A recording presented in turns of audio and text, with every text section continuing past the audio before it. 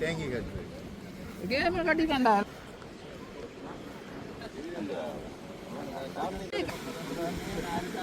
முனவாட்டம்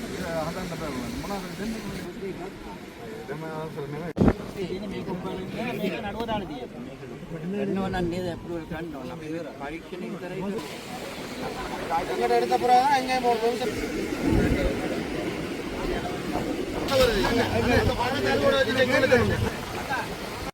பனங்கட்டுக்கோட்டு மீனவர் சங்கம் எனக்கு ஒரு தொலைபேசி அழைப்பு விட்டது.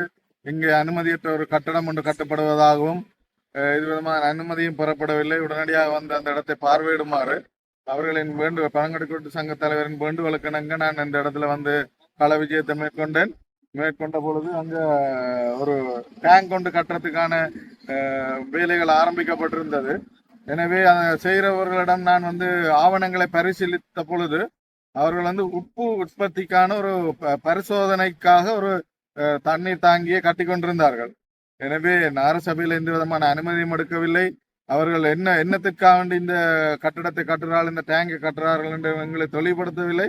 எனவே அவர்களை அந்த வேலையை நிறுத்திவிட்டு திங்கட்கிழமை காலை நகரசபைக்கு வர சொல்லியிருக்கேன். உரிய ஆவணங்கள் அனைத்தையும் எடுத்துக்கொண்டு வந்து எங்களிடம் உரிய அனுமதியை பெற்றுக்கொண்டு உப்பு உற்பத்தி தொடர்பான ஒரு பரிசோதனை நிகழ்வை தான் அவர்கள் செய்கிறார்கள்.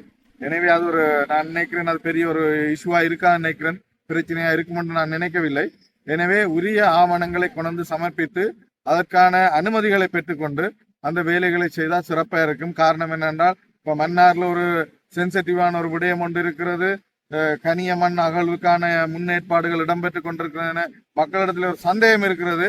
எனவே இங்கு வந்து எதுவிதமான இந்த மாதிரியான பரிசோதனை நிகழ்வுகளை நிகழ்த்தும் பொழுது மக்கள் நினைக்கின்றார்கள் மண்ணுக்கான பரிசோதனை நடக்கின்றது என்று ஒரு சந்தேகம் கொள்கின்றார்கள்.